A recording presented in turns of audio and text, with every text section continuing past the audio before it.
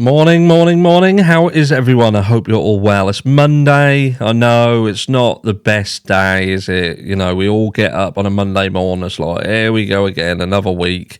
Don't worry, it's Christmas soon. Only kidding. Alex Murdaugh. So this is the current main event, if you like. This is the guy, you know, democratic, reputable family who have had an 87-year reign as the top prosecutors in 5 counties.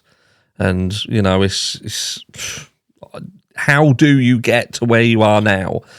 You know, there was a case in the UK a few years back. It was a guy, multimillionaire family. He had designed a shut-off valve of some description for deep-sea oil rigs, to prevent fires on rigs, made millions and millions and millions.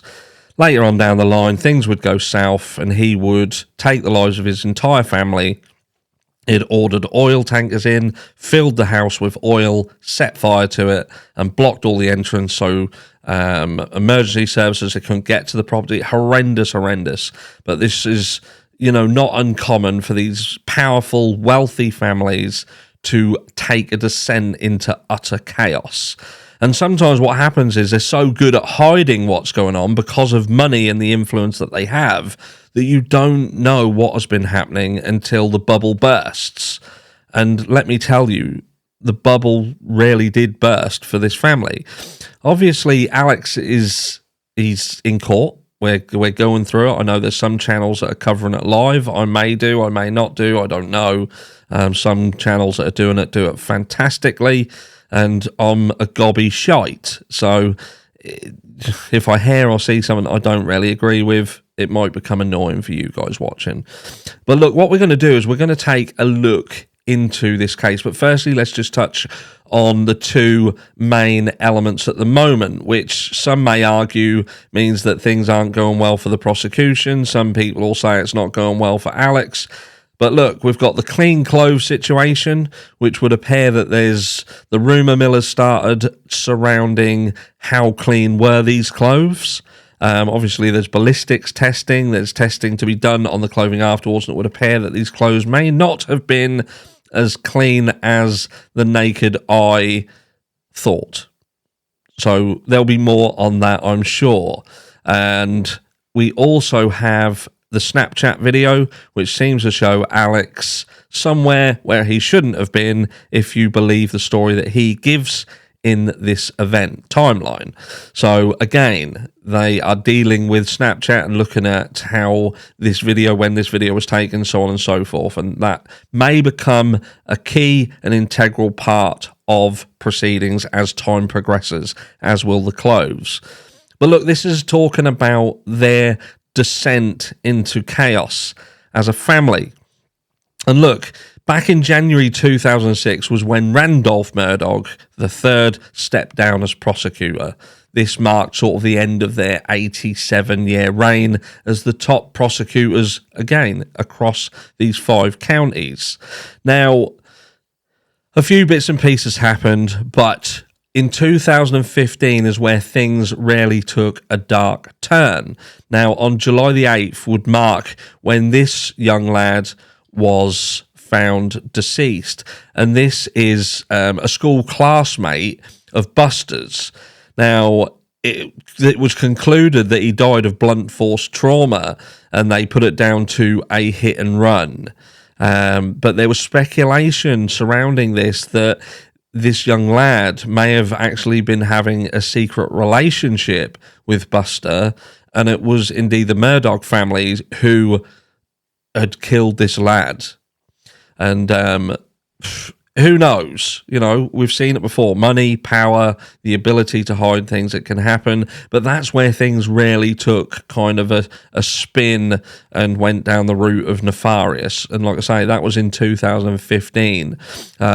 Yeah, it says here, the autopsy concluded Smith died from blunt force trauma caused by a hit and run. But his mother, Sandy Smith, believes he was murdered. Highway Patrol investigators disagreed with the autopsy's determination and pursued several leads involving the aforementioned rumour about the secret affair. that case remains unsolved. And yet again, that is reminiscent to the Kylie Rodney case. Again, you've got highway patrol investigators and so on and so forth. There seems to be investigations going on in the background of Kylie's case, and perhaps that's going to end up like this, just something that goes unsolved. Again, money. Now we've got the death of the Murdaugh family's housekeeper. Now, the family's long-term nanny and housekeeper, Gloria Satterfield, she died after falling down a flight of stairs in the Moselle home. Nearly 10 months later, her family filed a wrongful death claim at the urging of Alex, an attorney representing Satterfield's sons. Later learned that insurance companies paying out $4 million, and guess who pocketed that? That's correct. Alex did. In October 2021, Alex was arrested at the Florida Drug Rehab Center and charged with embezzling millions from her sons. He has remained in jail since. So this was for embezzling. He agreed to pay back the stolen $4.3 million in a confession of judgment. SLED later announced an investigation into Satterfield's death and plans to exhume her body.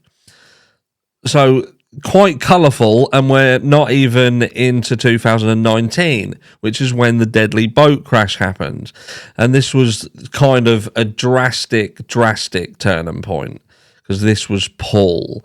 Now, a turning point for the Murdaugh family came in February 2019, when Paul, who was then 19, was riding a boat under the influence of alcohol and drove the boat into Arches Creek Bridge in Beaufort, killing Mallory Beach, who was also 19, and injuring 4 other friends.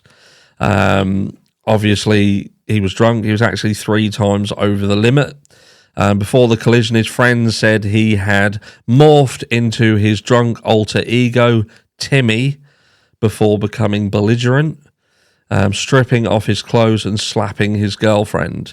Beach's estate and other passengers filed a wrongful death lawsuit against Alex, Buster, and the convenience store chain that sold Paul then underage alcohol using his brother's ID. Again, it brings you into the Kylie Rodney case, and you've got to think she was underage. Even if this was a drunken incident and she'd drunk and went into who supplied her the alcohol, where did it come from? Why are the family not filing against it? You know, why are they not filing for wrongful death through the supply of alcohol? I don't get it, and I digress. This then, 2 months later, Paul was indicted on 1 count of boating under the influence causing death and 2 counts of boating under the influence and causing great bodily harm. And this trial, it was due to come to trial, but he was actually murdered before it went to trial. So that never got dealt with. And then we come to the murder itself of Paul and his mum. So this was June the 7th, 2021, which was the double murder. Alex, hysterically sobbing, called 911 shortly after 10 p.m. to report that he found Paul and Maggie shot to death near the dog kennels on the family's sprawling 1,700-acre estate in Islington. I need the police and an ambulance immediately, he told the dispatcher. My wife and child have been shot badly. The first round struck Paul's chest. The second entered his left shoulder, travelling into his neck and brain, which was severed from his body. Maggie was lying face down in the mud about 30 feet away. She had been shot with a rifle at least 4 times, 1 execution style in the back of the head. So quite a horrendous scene. But it didn't stop there. This isn't where it all ended. In September the 4th, 2021, Alex claims he is ambushed and he is shot in the head. Alex called 911 and reported he was shot in the head while changing a tyre, an old Salkehatchie Road. I don't know if I've said that right. By a gunman in a passing truck. So a drive-by shooting, and this happened not far from where the murders took place. Soon after, Alex issued statements announcing he was leaving the family practice and entering rehab for a long-standing opioid addiction. And then we've got this guy here, which is a Curtis Edward Smith, was charged with assisted suicide, insurance fraud, and other counts for allegedly trying to help Alex Murdaugh fake his own murder so that his surviving son would get $10 million life insurance. So Alex was actually pushed out of the law firm the day before the shooting after he was accused of stealing millions from clients' settlements. Jim Griffin, Alex's lawyer, said his client sustained a skull fracture and hemorrhaging from the shooting, but SLED described the wound as superficial. Alex soon admitted that he hired former client Curtis Smith to kill him so his surviving son Buster could collect a $10 million life insurance. And then it brings you to, obviously, more stuff, felony charges, including one for distribution and purchase of the narcotic oxycodone. South Carolina Supreme Court yanked Alex's law license over his egregious ethical misconduct, a decision he didn't contest. And then it brings us to the murders and the beginning of the trial. So, what can I say? A family surrounded by utter chaos. You know, we have Buster who, you know, there was a question and it was, look, you can see if a family are going to go into a complete descent, they're going to lose the money, they're going to lose reputation, everything. Again, I've seen it happen before. Sometimes they don't want their family to live through it, so it is about, you know, erasing everybody. I just don't get it. I don't know if there was issues with the marriage, why he would then kill his son. I've thought to myself, maybe Buster has been involved and maybe he killed his brother, maybe there was a jealousy, a rivalry, something like that. But at the end of the day, this trial goes on and this family for a long time have been heading in a very dark direction, quite colourful. But we'll be following it, seeing what goes on. A new week, new days, new information, and I'll catch you in the next one.